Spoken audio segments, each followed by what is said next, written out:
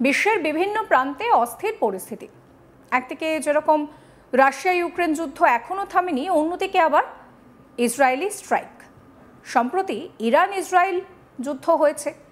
এইসবের মাঝে আবার আমেরিকার মাতব্বরিও কিন্তু জারি রয়েছে।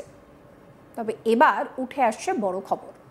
আমেরিকার প্রতিরক্ষা সচিব পিট হেগসেথ বিশ্বজুড়ে থাকা ঊর্ধ্বতন আমেরিকান সামরিক কর্মকর্তাদের আগামী সপ্তাহে ভার্জিনিয়ায় একটি বৈঠকে ডেকেছেন, যা একটি বিরল সমাবেশ বলে মনে করা হচ্ছে। বৃহস্পতিবার আমেরিকার সংবাদ মাধ্যমে এই খবর প্রকাশিত হয় এবং পরের দিনের শেষে পেন্টাগনের মুখপাত্র শন পার্নেল বিষয়টিকে নিশ্চিত করেন। হেগসেথ কেন এত স্বল্প সময়ের নোটিসে ভার্জিনিয়ায় জেনারেল এবং অ্যাডমিরালদের দেখা করার নির্দেশ দিয়েছেন বা বৈঠকের এজেন্ডা কেমন হবে তা এখনও স্পষ্ট নয়। আমেরিকান সেনাবাহিনীতে প্রায় 800 জেনারেল এবং অ্যাডমিরাল রয়েছেন এবং এই ধরনের ঊর্ধ্বতন কর্মকর্তারা কিছু ক্ষেত্রে বিদেশের যে সংবেদনশীল স্থানগুলো রয়েছে সেগুলো সহ হাজার হাজার সেনাকে কমান্ড করতে পারেন। বেশিরভাগেরই বিস্তারিত সময়সূচি কয়েক সপ্তাহ আগে থেকে নির্ধারিত থাকে। নাম প্রকাশ না করার শর্তে একজন সামরিক কর্তা একটি সংবাদ সংস্থাকে বলছেন যে সেই সময়সূচি এখন পরিবর্তন করা হয়েছে। তিনি বলেন, মানুষ তাদের পরিকল্পনা পরিবর্তন করতে এবং তাদের যোগ দিতে হবে কিনা তা দেখার জন্য মুখিয়ে রয়েছেন। তিনি এই বৈঠক সম্পর্কে সুনির্দিষ্ট কিছু বলতে না চাইলেও সাংবাদিকদের বলেন, যুদ্ধ সচিব আগামী সপ্তাহের শুরুতেই তাঁর ঊর্ধ্বতন সামরিক নেতাদের সঙ্গে কথা বলবেন।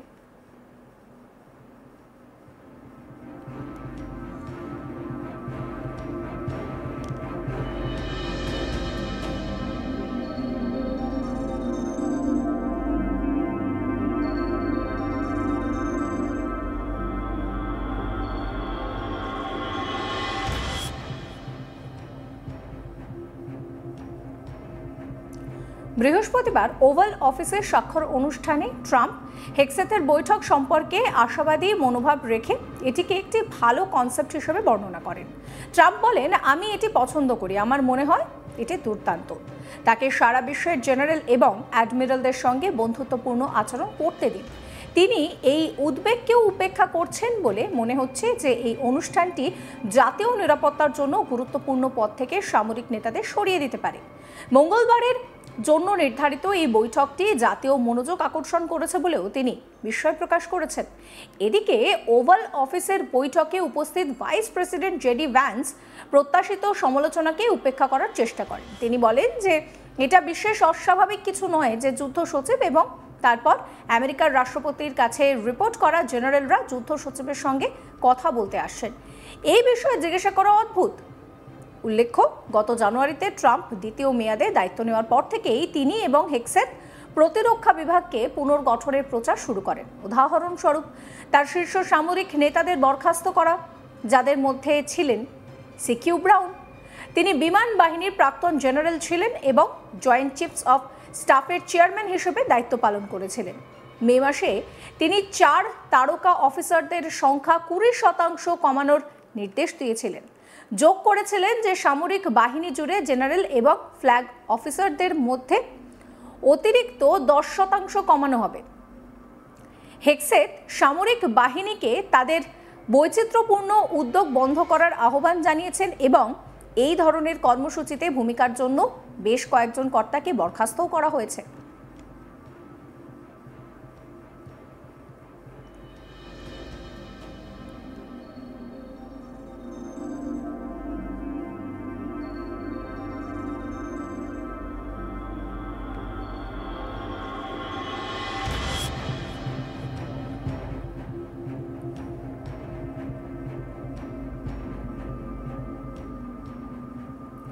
চলতি মাসের শুরুতে ট্রাম্প একটি আদেশে স্বাক্ষর করেছেন, যার মাধ্যমে প্রতিরক্ষা বিভাগকে যুদ্ধ বিভাগ হিসেবে উল্লেখ করার নীতি তার কাছে তুলে ধরা হয়েছে, যেমনটি 1949 সাল পর্যন্ত ছিল। কিন্তু নাম পরিবর্তন মূলত নির্বাহী শাখার মধ্যেই সীমাবদ্ধ থাকবে। স্থায়ী পরিবর্তনের জন্য কংগ্রেসকে নতুন নাম গ্রহণ করে আইন পাস করতে হবে। তবে এই সম্মেলনের বিষয়ে আমেরিকার তরফে বিস্তারিত বিশেষ কিছু প্রকাশ্যে না এলেও কেউ কেউ মনে করছেন ইউক্রেনের সঙ্গে রাশিয়ার যুদ্ধকে ঘিরে রাশিয়ার সঙ্গে আমেরিকার সম্পর্কের বিষয়টা বারে বারে উঠে এসেছে শিরোনামে। অন্যদিকে আবার রাশিয়ার থেকে তেল কেনা নিয়ে ভারতের সঙ্গেও আমেরিকার সম্পর্ক কোন দিকে গিয়েছে তা সকলেই জানেন। এই পরিস্থিতিতে সামরিক কর্তাদের সঙ্গে প্রতিরক্ষা সচিব পিট হেগসেথের বৈঠকের নেপথ্যে কি বিশেষ উদ্দেশ্য রয়েছে সেই প্রশ্নই ঘুরপাক খাচ্ছে বিশেষজ্ঞ মহলে।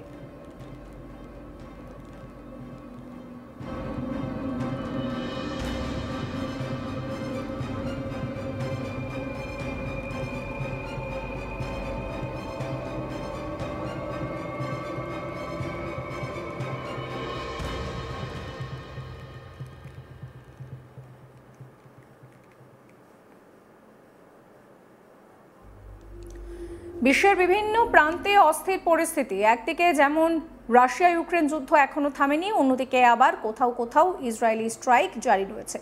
সম্প্রতি ইরান ইসরায়েল যুদ্ধও হয়েছে, এইসবের মাঝে আবার আমেরিকার মাতব্বরিও জারি রয়েছে। তবে এবার উঠে আসছে বড় খবর, আমেরিকার প্রতিরক্ষা সচিব পিট হেগসেথ বিশ্বজুড়ে থাকা ঊর্ধ্বতন আমেরিকান সামরিক কর্মকর্তাদের আগামী সপ্তাহে ভার্জিনিয়ায় একটি বৈঠকে ডেকেছেন, যা একটি বিরল সমাবেশ বলে মনে করা হচ্ছে। বৃহস্পতিবার আমেরিকার সংবাদ মাধ্যমে এই খবর প্রকাশিত হয় এবং পরের দিনের শেষে পেন্টাগনের মুখপাত্র শন পার্নেল বিষয়টি নিশ্চিত করেছেন।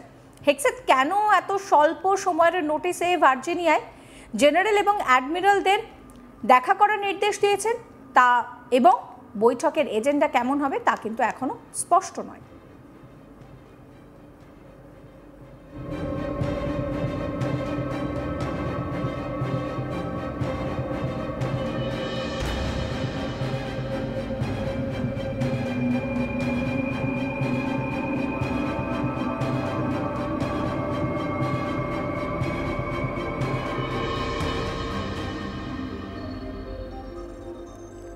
আমেরিকান সেনাবাহিনীতে প্রায় 800 জেনারেল এবং অ্যাডমিরাল রয়েছেন এবং এই ঊর্ধ্বতন কর্তারা কিছু ক্ষেত্রে বিদেশের সংবেদনশীল স্থানগুলো সহ হাজার হাজার সেনাকে কমান্ড করতে পারেন।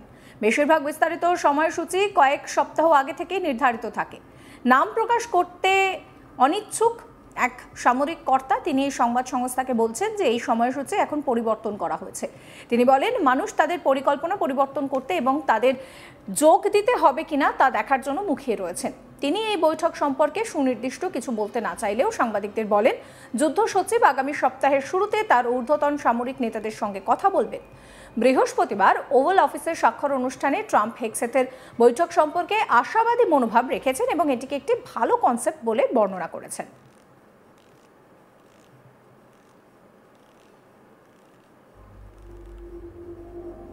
সমস্ত খবরের আপডেটের জন্য আপনাদের নজর থাকুক আজ তাক বাংলায়। চ্যানেলটিকে সাবস্ক্রাইব করবেন, নোটিফিকেশন পেতে বেল আইকনে ক্লিক করবেন, ফলো করতে ভুলবেন না আজ তাক বাংলার হোয়াটসঅ্যাপ চ্যানেলও।